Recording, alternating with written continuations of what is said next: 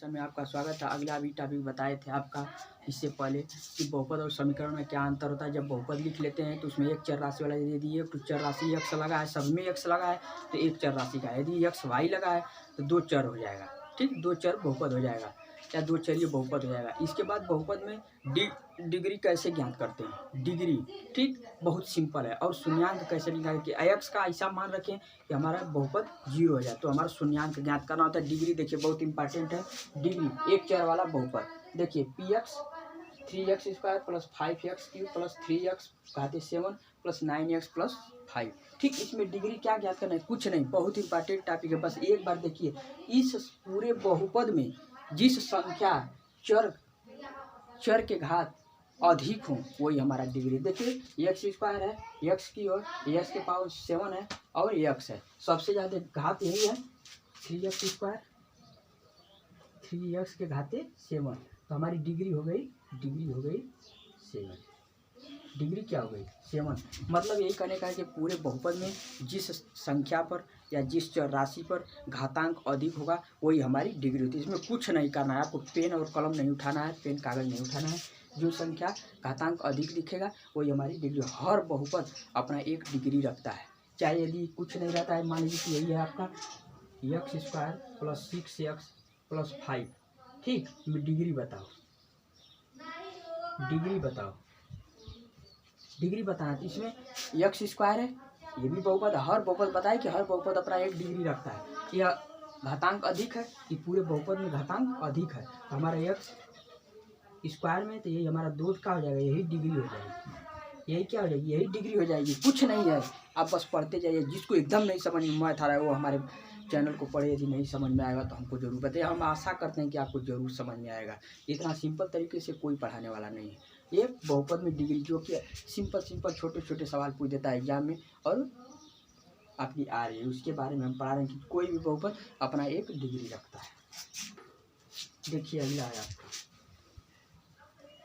3x² plus x plus 5 में degree बताओ।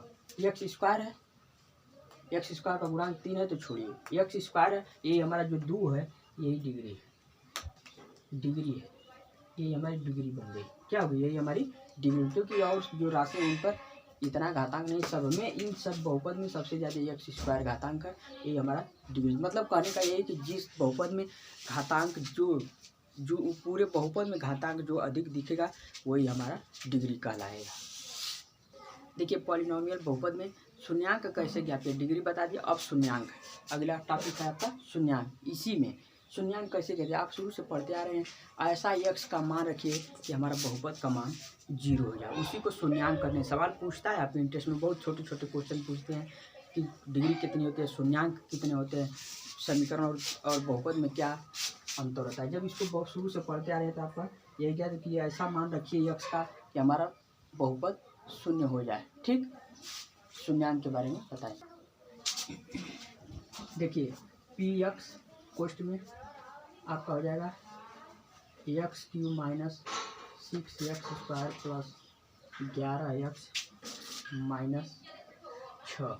ठीक, अब यही है और इसका शून्यांक पूछ रहा है कि शून्यांक बताओ, बहुपद का शून्यांक बताओ, बहुपद का शून्यांक बताओ,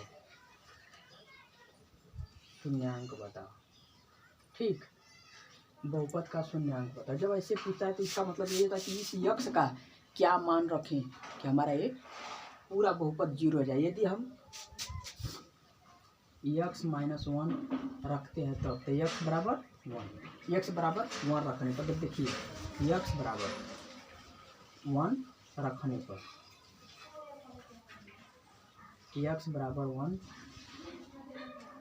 रखने पर अब देखिए p, अब यहाँ पे आपका 1 हो जाएगा। अब इसके बाद क्या समीकरण आपका हो जाएगा, एक समीकरण नहीं बहुपद हो जाएगा x³ minus 6x² plus 11x minus 6। अब सब की जगह x बराबर 1 रखना है तो x का क्यूब माइनस 6 गुणते 1 का स्क्वायर, उसका कोई मतलब स्क्वायर का तो होता नहीं है, फिर 11 गुणते 1 माइनस 6। इसलिए इतना तोड़ के बता दें कि जिनका मैथ कमज़ोर हो उनके लिए। ठीक, एक्स क्यूब का 1 ही होगा माइनस 6 एक्स हो जाएगा, 6 हो जाएगा, एक्स का मान तो रख दें प्लस 11 माइनस 6, -6 और -6 12 हो जाएगा।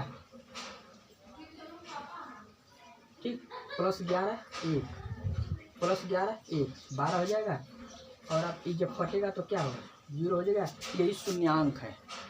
शून्यांक का बस यही मतलब है कि बहुपद में यक्स का मान ऐसा रखिए कि पूरा बहुपद 0 हो जाए। यही हमारा शून्यांक है। यही हमारा क्या है, यही हमारा शून्यांक। इसी तरह से शून्यांक निकालते हैं, बहुपद में ज्ञात किया जाता है कि शून्यांक कैसे होता है। इसका एक और विधि है, भाग विधि से भी हम रखकर निकालते हैं। ठीक, वो भी बताएंगे। ये तो आपका विस्तार रूप रहा है। ये थे तो आपका क्या रखे थे, x बराबर 1 रखे थे। तो इसका मतलब कि x माइनस 1 ये हमारा क्या हो गया, एक गुणनखंड हुआ है। इसी को ना हम पक्षांतर किया था, x बराबर 1 रखा था, तो पूरा बहुपद हमारा क्या हो गया, तो शून्य हो गया था। तो जब जितनी घात होते हैं, ये जैसे डिग्री में पूछेंगे तो हमारी डिग्री कितनी है, इस बहुपद की डिग्री 3 है। और इसका शून्यांक ज्ञात करें तो x का ऐसा मान रखिए कि वो हमारा 0। तो जब 3 डिग्री दिख रही है तो जितनी डिग्री दिखेगी x का मान उतना होगा। ये बहुत इंपॉर्टेंट है, ये याद रखिएगा कि इसमें डिग्री कितना है, 3 है, तो x का मान भी 3 होगा। जो वो 3 मानों को रखेंगे तो हमारा बहुपद 0 हो जाएगा। पढ़ के एक बार टॉपिक देखिएगा, मज़ा नहीं आएगा तो हमको ज़रूर बताइएगा। मधु एजुकेशन में आपका स्वागत है। देखिए 3 डिग्री है, अब अभी दिखाएं कि x एक गुणनखंड हुआ है, एक गुणनखंड हुआ x माइनस 1। इसी x को रखे थे, x का मान 1, तो पूरा बहुपद 0 है। जितनी डिग्री 3 डिग्री अधिक है, 3 डिग्री इसकी हुई इस बहुपद की, तो 3 x का मान 3 बार आएगा। उस x को मान को रखेंगे तो हमारा ये 0 हो जाएगा। अब देखिए भाग विधि से बता रहे हैं आपको, देखिए कैसे होता है। या फिर वैसे रखना है तो जैसे 1 रख लिया, इसके बाद आप देखेंगे कि 2 रखेंगे तो 0 होगा कि नहीं। देखिए x, तो ये भी हमारा x माइनस 2 होगा, तो x बराबर 2 हो जाएगा। अब देखिए p कोष्ठ में 2 का मान रखें, x की जगह 2 का क्यूब माइनस 6 कोष्ठ में 2 का स्क्वायर प्लस 11 माइनस 6। रखिए 2 गुना के 4 गुना के 8, 8 माइनस 2 गुना के 4, 6 गुणते 4, 11 गुणते 2 है यार, 11 गुणते 2 और माइनस 6। आपका हो जाएगा प्लस 11 गुना 22 माइनस 6। जोड़िए 8 माइनस 6 चौके 24 प्लस 22 ऋण 6। 24 माइनस माइनस पहले जोड़ लीजिए, तो माइनस 24 और माइनस 6 माइनस 30, आप प्लस 8 प्लस 22, आपका 22 8 30। देखिए 0 हो गया, ये 0 हो गया कि नहीं हो गया। तो x का मान 1 ये भी हो गया, यहाँ पे भी x माइनस 2 बना, तो x बराबर 2 रखे थे। अब देखिए एक मान और आएगा। इसी तरह से हम चेक करते जाते हैं, ऐसा नहीं कि हम बस पहले से जानते हैं, ऐसे ही क्रम वाइज चेक करते जाएंगे। इतना याद रखिएगा कि जब x जितनी डिग्री है उतने ही x के मान आएंगे। अब देखिए इसके बाद अगला देखिए, x बराबर 2, x माइनस 3 बराबर 0, तो x बराबर 3 रखने पर कहाँ रखेंगे, इसमें रखेंगे, तो आपका p कोष्ठ में 3 हो जाएगा। और आपका यही बहुपद ना है, x Q minus 6 x square plus 11x minus 6। यहाँ पे 3 का क्यू कर दीजिए माइनस 6 गुणते 3 का वर्ग कर दीजिए प्लस 11 गुणते 3 माइनस 6। 3 3 9 3 27 हो जाएगा। जितना घातांक है उतना बार उस संख्या का गुणा किया जाता है। जिस संख्या पर जितना घातांक है उस संख्या का उतना बार गुणा किया जाता है। 3 है तो ऐसे करेंगे, 3 गुणते 3 गुणते 3, 4 बार आएगा तो इसी तरह 3 3 9 3 27 होता है। देखते जाइए, ऋण 3 3 के 9, 6 गुणते 9 प्लस 11 3 33 माइनस 6, 27 माइनस 6 9 54 प्लस 33 ऋण 6। अब देखिए 54 माइनस माइनस पहले जोड़िए या प्लस प्लस पहले जोड़िए। यदि प्लस प्लस पहले जोड़ते हैं तो प्लस 27 है और प्लस 33 है, तो 7 3 10 3 2 5 1 6। अब देखिए माइनस माइनस जोड़िए, 54 और 6 60, 0 आ गया।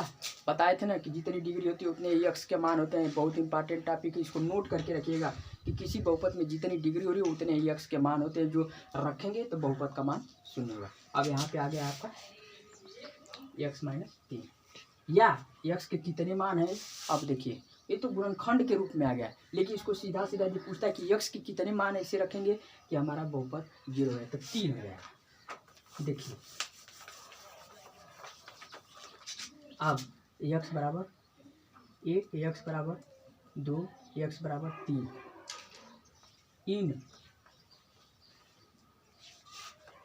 तीनों का मान बहुपद में रखने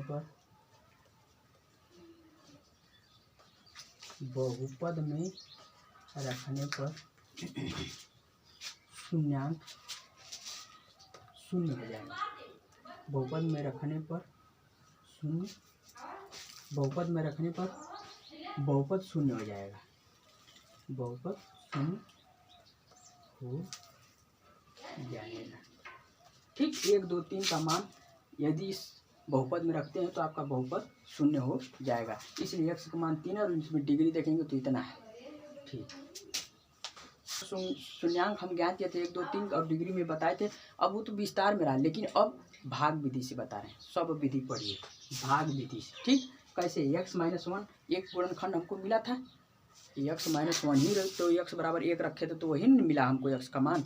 अब देखिए एक तो गुणनखंड हो गया, इसको लिख लीजिए x - 1। तो आप यहाँ पे भाग विधि में केवल 1 लीजिए। x बराबर 1 ही नहीं रखे थे, x बराबर 1 तो x ये हटा दीजिए, x रख लीजिए। और देखिए 1 - 6 + 11, ठीक, +11 और -6। अब देखिए भाग विधि से कितना इंपॉर्टेंट आपको टॉपिक बता रहे हैं, आप समझ जाएंगे तो जीवन भर याद रहेगा। x बराबर 1 रखे थे तो हमारा एक गुणनखंड मिला, तो उसी को हम पहले रखेंगे और यहाँ पे हमारा इसका गुणांक तो 1 हुआ, x² का गुणांक 6 हुआ, जो गुणांक है उसको रख लीजिए। 11x का गुणांक 11 हुआ, एक कांस्टेंट है वहाँ रख लीजिए। तो पहले संख्या के नीचे 0 रखते हैं और 0 इसको जोड़ेंगे, जैसे 1 है ये कर दिए। यहाँ पे क्या पहली संख्या में 0 रखेंगे तो जोड़ेंगे तो क्या हो जाएगा 1, 1 का 1 में यहाँ गुणा करेंगे तो +1 है, तो +1 होगा। अब इसको घटा देंगे तो आपका -5, -5 और 1 का गुणा करेंगे तो -5 ही होगा ना। आपका प्लस में कितना आ जाएगा, घटेगा तो 6, ठीक 6। अब इसमें गुणा करेंगे तो आपका +6 कटेगा तो क्या आ जाएगा 0 हो जाएगा। 0 हो गया, लास्ट तक 0 आना चाहिए। देख लीजिए भाग विधि कितना इंपॉर्टेंट, एकदम सिंपल। जो गुणांक है गुणांक को लिख लीजिए और एक विधि आप गुणनखंड आपको ज्ञात करना होगा कि क्या मान रखेंगे, तो उसी को यहाँ पे रखेंगे। इसी को पहली संख्या में 0 मानते हैं, इस 0 को जोड़ेंगे तो 1 होगा और इसका इसमें गुणा करेंगे। ठीक, 1 में 1 का गुणा किए तो +1 आया, तो -6 में से +1 को घटाया तो -5 हुआ। अब इस -5 का जो जोड़ आया है, घटाने अब जोड़ने पर जो जोड़ आया है इसको इसमें गुणा करेंगे, -6 -5 और 11 में से घटेगा तो +6। इसके बाद फिर +6 को यहाँ गुणा करेंगे तो +6 तो -6 प्लस कटेगा।